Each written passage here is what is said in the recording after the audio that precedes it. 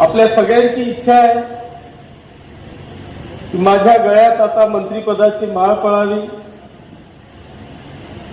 जशी तुमची इच्छा आहे तशी माझी पण आहे.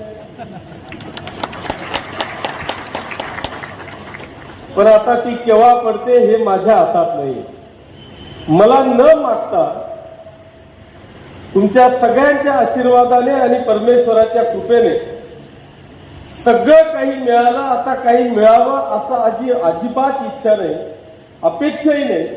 कारण मी आजपर्यंत काहीच मागितलं नाही. त्याच्यामुळे याही पुढे जे मिळेल ते न मागताच मिळेल याची मला 100% खात्री आहे. आपण काही मागण्यापेक्षा तुम्ही जे काय करताय याच्यावर सगळ्यांचं लक्ष आहे. आपण जे करतोय त्याच्याकडे सगळेजण डोळे उघडे ठेवून पाहताय.